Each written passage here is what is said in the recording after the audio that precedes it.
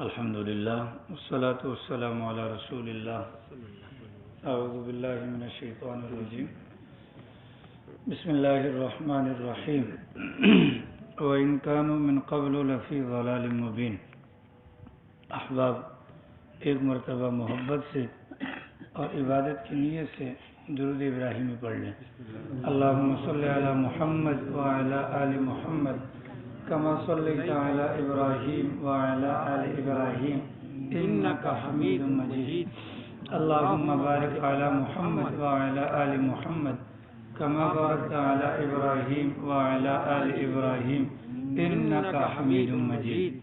گزشتہ کل کے درس میں سیرت النبی صلی اللہ علیہ وسلم کے حوالے سے کچھ باتیں آپ حضرات کے سامنے تعمیر کعبہ کے حوالے سے ہوئیں گی، جن کے ضمن میں کہا گیا تھا بیت اللہ شریف کی تعمیر کیسے ہوئی، تعمیر کرنے والے کون تھے۔ بیت اللہ شریف پر سب سے پہلے غلاف چڑھانے والا تبان اسعد نامی یمن کا بادشاہ تھا۔ بیت اللہ شریف کی تعمیرات سیدنا ابراہیم اور سیدنا اسماعیل علیہ السلام کے ہاتھوں ہوئی۔ بیت اللہ شریف پر پہلی مرتبہ چھت ڈلوانے والے قصی ابن کلاب تھے، جو رسول اکرم صلی اللہ علیہ وسلم کے خاندان میں سے آتے ہیں۔ اب آج کے درس میں اسی سلسلے کو کچھ مزید آگے لے کر چلتے ہیں۔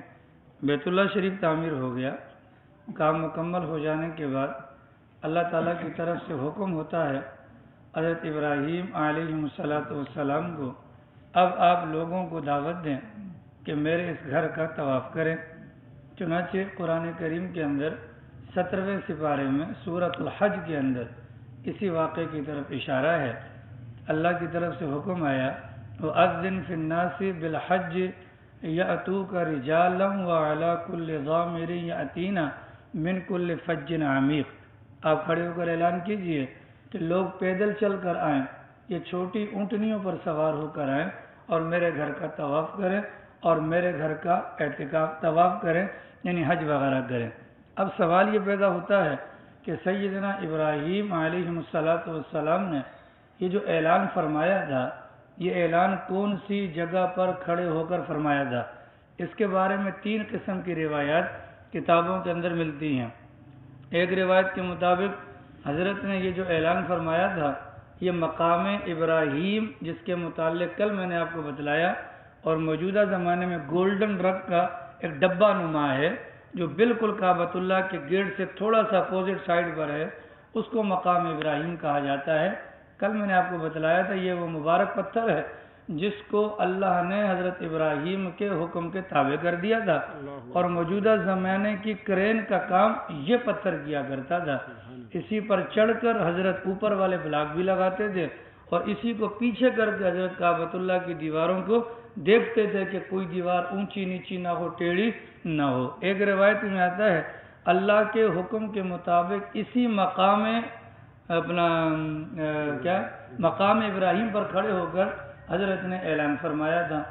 دوسری روایت میں آتا ہے کہ حضرت نے اعلان کے لیے جبل ابی قبیس، یہ وہ پہاڑ ہے جب زمین پر اللہ نے زمین کو بنایا تو سب سے پہلا پہاڑ جو اللہ نے زمین پر گاڑا تھا وہ جبل ابی قبیس تھا۔ اس پہاڑ کے اوپر کھڑے ہو کر حضرت نے لوگوں کے درمیان اعلان کروایا۔ اگر اس روایت کو لے لیں تو یہ بات بھی بہترین انداز میں سمجھ میں آتی ہے کہ بیت اللہ یہ اول گھر ہے اللہ کی عبادت کے لیے جو زمین پر بنایا گیا، اور جبل ابی قبیس یہ وہ اول پہاڑ ہے جو روئے زمین پر بچھایا گیا۔ ایک روایت میں آتا ہے جو تیسری روایت ہے، حضرت نے اعلان کے لیے عرفات کے میدان کا انتخاب کیا، اور عرفات کے میدان میں جا کر حضرت نے وہاں پر لوگوں کے درمیان اعلان کیا۔ وہ اعلان کیا تھا کہ آؤ، اللہ کا گھر بن چکا ہے، اللہ کے گھر کا طواف کرو اور اللہ کے گھر کے لیے زیارت کے لیے اور حج کرنے کے لیے آؤ۔ اللہ کی شان، ایک انسان کی آواز کتنی ہو سکتی ہے، کہاں تک جائے گی، لیکن اللہ تو اللہ ہے۔ جب انسان اللہ کے حکم کو پورا کرتا ہے تو پھر اللہ کے لیے آواز کو دائیں سے بائیں اور آگے سے پیچھے پہنچانا کوئی مشکل نہیں ہوتا۔ چنانچہ حضرت ابراہیم علیہ نبینا وعلیہ الصلاۃ والتسلیمات نے اللہ کے حکم پر کھڑے ہو کر اعلان فرمایا۔ اللہ نے ابراہیم علیہ السلام کی آواز کو مشرق سے لے کر مغرب تک اور شمال سے لے کر جنوب تک ہر جگہ تک پہنچا دیا۔ اور بعض علماء نے تو یہ بھی فرمایا اللہ نے اس آواز کو آسمانوں پر پہنچایا، عالم ارواح کے اندر جو روحیں موجود تھیں ان سب نے حضرت ابراہیم کی آواز کو سنا، اور سننے کے بعد جس کسی روح نے اس کا جواب دیا لبیک، اللہ تعالیٰ اس بندے کو مرنے سے پہلے ایک مرتبہ ضرور اپنے گھر کی زیارت کرواتے ہیں۔ جس نے 2 مرتبہ لبیک کہا وہ 2 مرتبہ جائے گا، جس نے 3 مرتبہ کہا، جس نے 4 مرتبہ کہا، جس نے عالم ارواح میں حضرت کی پکار کے جواب میں جتنی مرتبہ لبیک کہا ہوگا اس وقت تک اس کو موت نہیں آ سکتی جب تک کہ وہ بیت اللہ شریف کا طواف نہ کر لے، بیت اللہ شریف کا حج نہ کر لے۔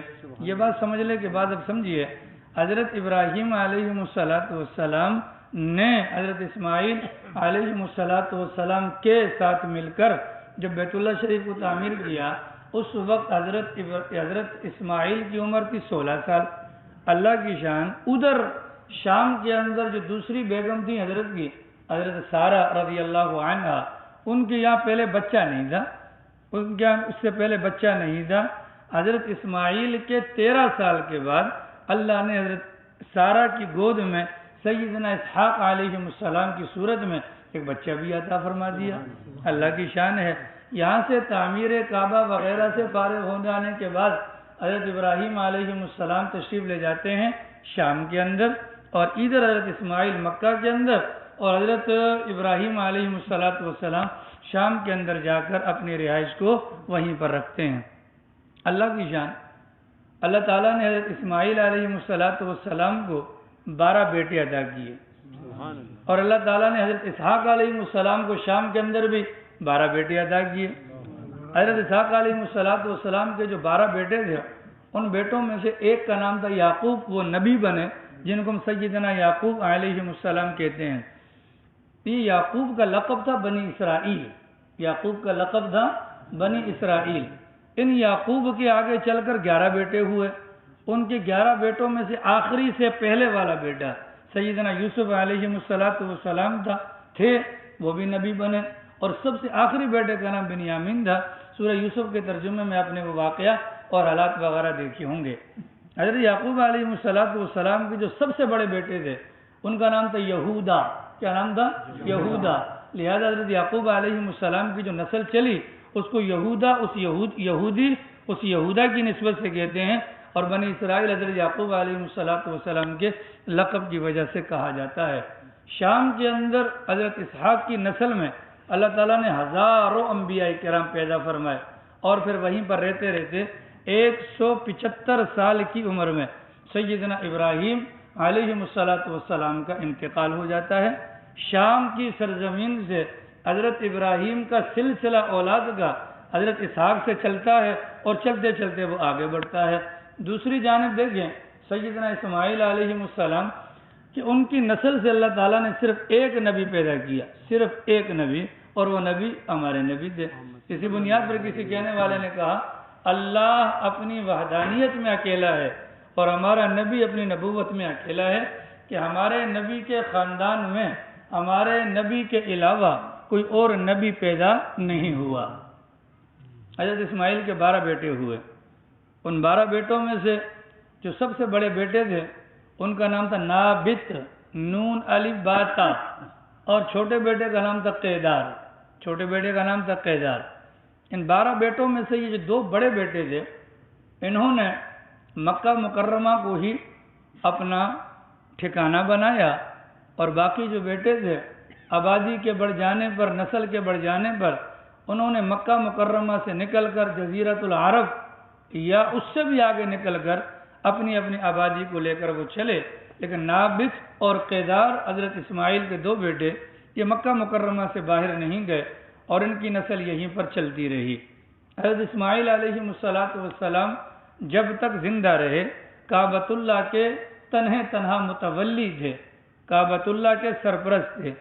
حضرت کا انتقال ہوتا ہے 137 سال کی عمر میں، عمران 137 سال کی عمر میں حضرت اسماعیل علیہ السلام کا انتقال ہو جاتا ہے۔ حضرت کے انتقال کے بعد حضرت کے بیٹے نابت اور پھر حضرت کے بیٹے قیدار یکے بعد دیگرے کعبۃ اللہ کے متولی، سرپرست اور بڑے بن جاتے ہیں۔ ان دو بیٹوں کے انتقال کے بعد حضرت اسماعیل کا باقی خاندان چونکہ کعبۃ اللہ کے اندر مکہ مکرمہ میں موجود نہیں تھا، اس بنیاد پر جو کعبۃ اللہ کی ولایت، سرپرستی یا تولیت کا معاملہ تھا وہ حضرت اسماعیل کے سسرال قبیلہ بنو جرہم کے اندر چلا گیا۔ چنانچہ حضرت اسماعیل علیہ السلام کے سسر مغاض ابن عمر جن کی بیٹی سے حضرت نے شادی کی تھی وہ پھر کعبۃ اللہ کے متولی بن جاتے ہیں، اور اس طریقے سے کرتے کرتے تقریباً 2100 مطلب 2100 سال تک یہ حضرت اسماعیل کا خاندان تو موجود رہا، لیکن کعبۃ اللہ کی تولیت قبیلہ جرہم کے پاس رہی اور وہ واپس حضرات کے پاس نہیں آ سکی۔ درمیان میں قبیلہ بنو خزاعہ ایک ظالم قبیلہ تھا، اس قبیلے کے افراد نے آ کر زبردستی، آپ لوگوں کو مزہ آ رہا ہے؟ کچھ لوگ کھیل رہے ہیں اپنا انداز بھی، یہ بڑی محنت کے ساتھ تیار ہوتا ہے سر، ہے نا؟ یہ کام کی آپ لوگوں نے پہلے سنی ہے؟ نہیں تو سننے تو شکر کرے نا، ٹھیک ہے، توجہ کے ساتھ، توجہ بالکل، یہ کوئی امت اخبار کی خبر نہیں ہے، بس میری مچھر اگر کسی کو کھا رہے ہیں تو مجھے بھی کھا رہے ہیں، اگر کسی کو مچھر کاٹ رہے ہیں مجھے بھی کاٹ رہے ہیں، لیکن برداشت کرنا پڑے گا نا sir. Something is better than nothing, انگریز کہتا ہے، کچھ نہ ہونے سے کچھ ہونا بہتر ہے، تو کچھ پالو گے انشاءاللہ اگر توجہ سے بیٹھو گے تو۔ قبیلہ خزاعہ نے آگے چل کر قبیلہ بنو جرہم پر قبضہ کیا اور ان کو ظلماً وہاں سے نکالا اور کعبۃ اللہ پر وہ قابض ہو گئے۔ اس قبیلہ خزاعہ کا ایک آدمی تھا جس کا نام تھا اپنا عمر ابن لوحہ، یہ پہلا آدمی ہے جس بدبخت نے کعبۃ اللہ کے اندر سب سے پہلے بت لا کر کھڑا کیا تھا۔ کعبۃ اللہ کے اندر سب سے پہلا بت رکھنے والا اور کعبۃ اللہ کے اندر بتوں کو نصب کرنے والا یہ پہلا آدمی تھا جس کا نام تھا عمر ابن لوحہ۔ یہ کون تھا؟ یہ در حقیقت اپنے زمانے کے اعتبار سے بہت اچھا آدمی تھا، اس نے بہت نیک نیک کام کیے تھے، دینی علوم کے اعتبار سے لوگ اس کی بات کا انکار کرنے کا تصور نہیں کر سکتے تھے۔ عرب کے یہاں تجارت کے لیے شام اور یمن کا سفر کیا جاتا تھا۔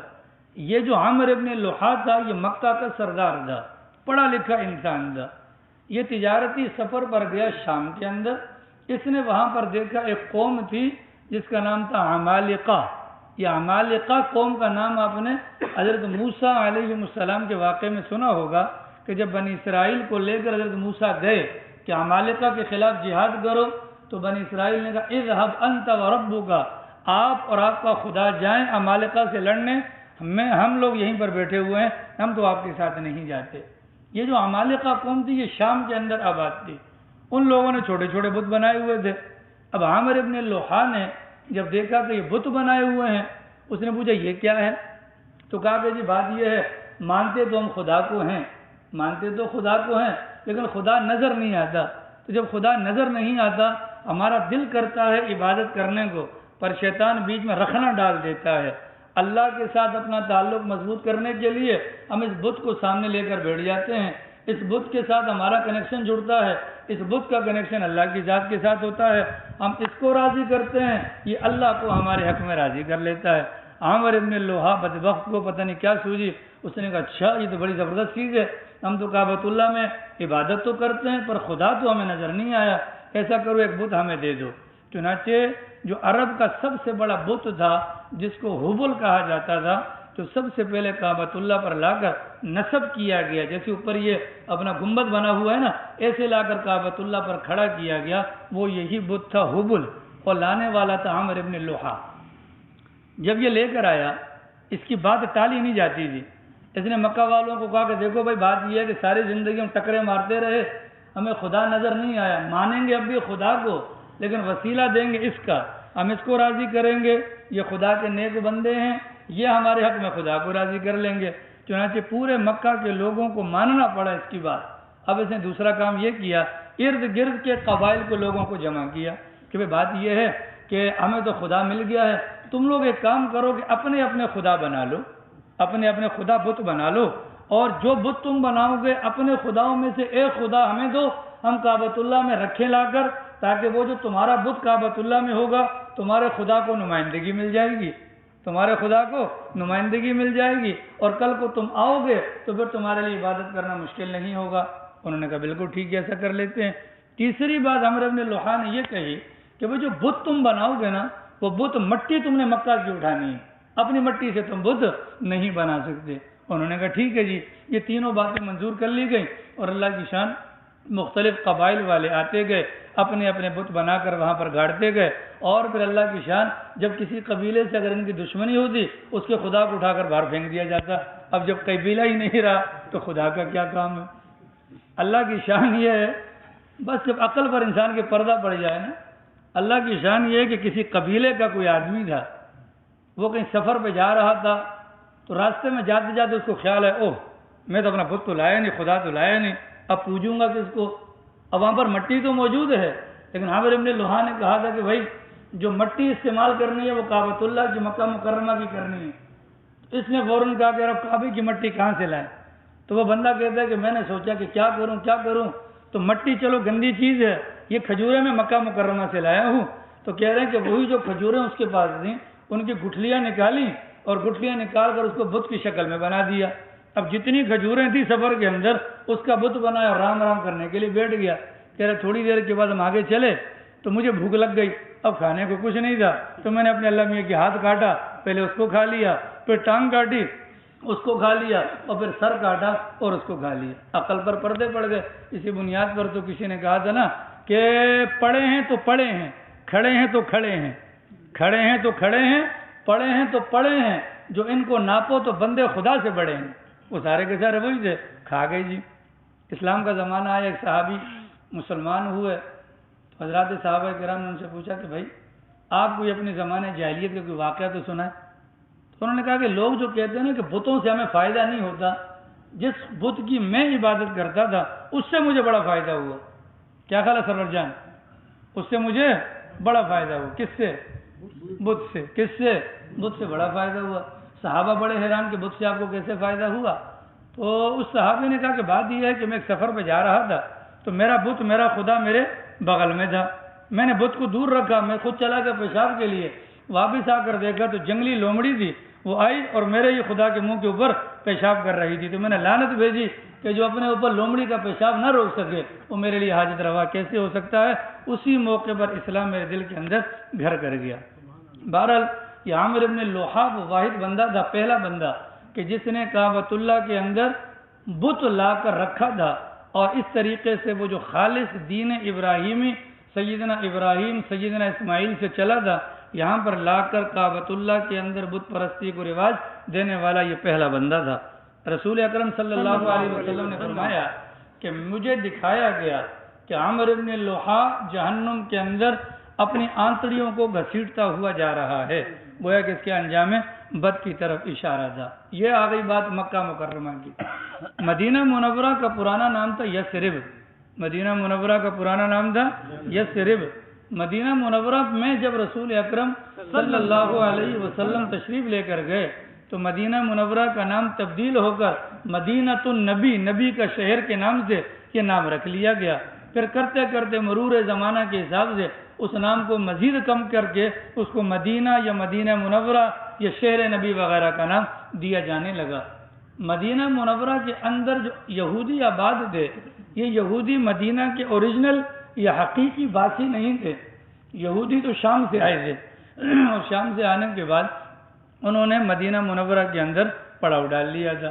مدینہ منورہ کے اندر نہ صرف پڑاؤ ڈالا بلکہ مدینہ منورہ یہودیوں کی دینی درسگاہ اور بیت المدارس کے نام سے باقاعدہ وہاں پر تعلیم گاہیں انہوں نے قائم کی، اور ان کے بہت بڑے بڑے قبائل تھے، انشاءاللہ آپ آگے سنیں گے، بنو قریظہ، بنو نذیر، بنو قینقاع وغیرہ وغیرہ ان کے قبائل تھے، اور یہ وہاں پر آ کر آباد ہو جاتے ہیں۔ مدینہ منورہ کے بغل میں یمن تھا، یمن کے اندر یہودیت سے پہلے خالصتاً دین ابراہیمی موجود تھا۔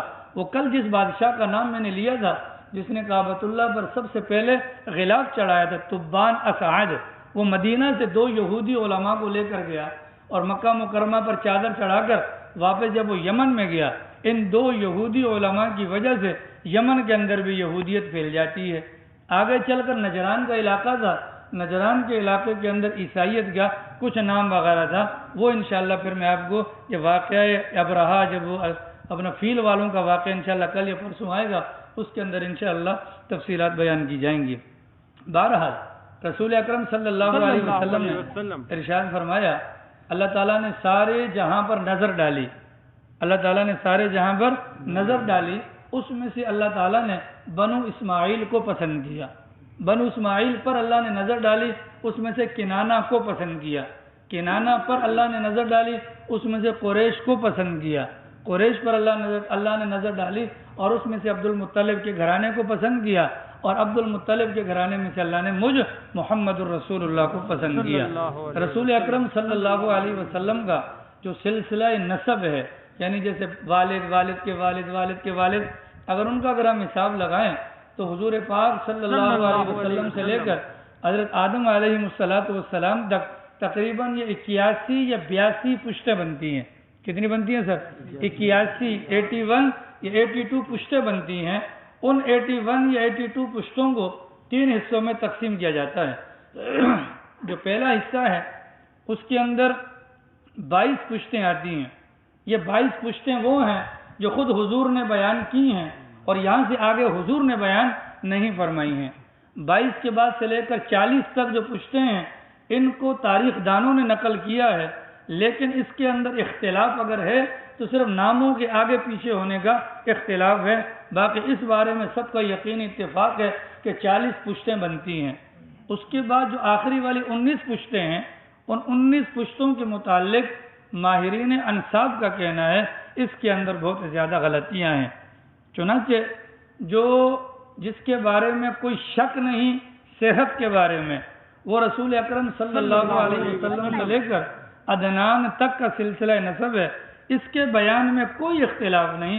حضور نے خود بھی اپنی مبارک زبان سے اس کو بیان فرمایا ہے۔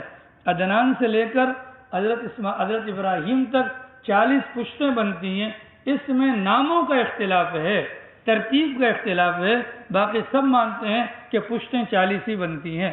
حضرت ابراہیم سے لے کر حضرت آدم تک یہ 19 پشتیں بنتی ہیں، اس کے بارے میں ماہرین کا کہنا ہے کہ کچھ نہ کچھ اختلاف ہے۔ بس جی وہ نسب نامہ سن لیں، گنتے رہیں، اگر کوئی نام چھوٹ جائے تو دوبارہ شروع کریں۔ محمد بن عبداللہ بن عبد المطلب بن ہاشم بن عبد مناف بن قصی بن کلاب بن مرہ بن کعب بن لوئی بن غالب بن فہر بن مالک بن نضر بن کنانہ بن خزیمہ بن مدرکہ بن الیاس بن مضر بن نزار بن معد بن عدنان۔ یہ 21ویں پشت تک یہ خود رسول اکرم صلی اللہ علیہ وسلم نے بیان فرمایا ہے۔ اور عام طور پر کتابوں کے اندر ہم جب اسکول وغیرہ کی کتابوں میں دیکھتے ہیں یا مدارس کی ابتدائی کتابوں کے اندر بھی جب رسول اکرم صلی اللہ علیہ وسلم کا سلسلہ نسب بیان ہوتا ہے تو یہی عدنان تک بیان کیا جاتا ہے۔ عدنان سے لے کر سیدنا ابراہیم علیہ السلام تک یہ 40 پشتیں بنتی ہیں، وہ بھی سن لیں۔ عدنان کے بعد اود بن حمیسہ بن سلامان بن عوس بن بوس بن قموال بن ابی بن عوام بن ناشد بن حزا بن بلداس بن یدلاف بن طابخ بن جاحم بن ماعش بن ناحش بن ماخی بن عیضی بن عبقر بن عبید بن الدعاء بن حمدان بن سمبر بن یسربی بن یحزن بن یلحن بن ارعوہ بن عیضی بن دیشان بن عیسر بن افناد بن ایہام بن مقصر بن جاحف بن زارح بن سمی بن مزی، اور اس کے بعد بن عوض بن عیرام بن قیدار بن اسماعیل اور بن ابراہیم علیہ السلام۔ یہ 40 پشتیں ہیں کہ جن کے بارے میں علماء کا یہ کہنا ہے کہ یہ مطلب یعنی کہ غلطی سے پاک ہیں، ترتیب کے اعتبار سے کچھ نہ کچھ آگے پیچھے ہوتا ہے۔ تیسری پیڑھی جو حضرت کی چلتی ہے 19 پشتوں کی، جو حضرت آدم علیہ السلام تک جاتی ہے، اس کے متعلق سن لیں۔ اس کے بارے میں اگرچہ ماہرین انصاف کا کہنا ہے کہ ناموں کی کافی غلطیاں ہیں، بہرحال کتابوں کے اندر بیان القرآن وغیرہ، الرحیق المختوم وغیرہ، سیرت النبی، علامہ شبلی نعمانی رحمۃ اللہ علیہ کی ان کتابوں کے اندر ان کا بہرحال تذکرہ ملتا ہے۔ اسماعیل علیہ السلام سے ابراہیم علیہ السلام سے لے کر حضرت آدم تک یہ 19 پیڑھیاں بنتی ہیں۔ تو ابراہیم بن آزر یا ان کو طارق بھی کہتے ہیں، ابراہیم بن طارح بن اپنا ابراہیم بن آزر بن ناخور بن ساروق بن راعو بن فالخ بن عامر بن شالخ بن ارفخشد بن سام بن نوح علیہ السلام، پھر بن لامک بن متو شالخ بن اخنوخ بن یرد بن مہلائیل بن قینان بن آنوشا بن شیس اور بن سیدنا آدم علیہ السلام۔ یہ رسول اکرم صلی اللہ علیہ وسلم کا مبارک سلسلہ نسب ہے جو کتابوں کے اندر ملتا ہے۔ اس مبارک نسب کے سلسلے میں رسول اکرم صلی اللہ علیہ وسلم کا کہنا یہ تھا کہ اللہ تعالیٰ نے مجھ سے لے کر آدم تک جو میرا سلسلہ نسب جوڑا ہے، اس سلسلہ نسب کے اندر کوئی بھی عورت گناہگار نہیں دی۔ گناہگار سے مراد کوئی زانیہ پیدا نہیں ہوئی، کفر تو تھا، شرک تو تھا، لیکن اس مبارک سلسلے کے اندر کوئی بھی ایسا بندہ نہیں گزرا کہ جس نے گناہ کیا ہو، یعنی کہ بغیر نکاح کے کوئی بھی اولاد پیدا نہیں ہوئی ہے۔ تو لب لباب اور خلاصہ یہ ایک پاکیزہ نسب کے ساتھ رسول اکرم صلی اللہ علیہ وسلم کو اللہ تعالیٰ نے دنیا کے اندر بھجوایا۔ اب اس کے بعد حضور کا خاندان آ جاتا ہے، تو حضور کا سلسلہ نسب تو آپ کے سامنے آ گیا۔ اب جو حضور کا خاندان ہے انشاءاللہ کل اس کو بیان کریں گے۔ حضور کے جد امجد پردادا یعنی ہاشم سے انشاءاللہ اس کو آگے بیان کریں گے۔ اللہ پاک توفیق عمل نصیب فرما، باقی انشاءاللہ۔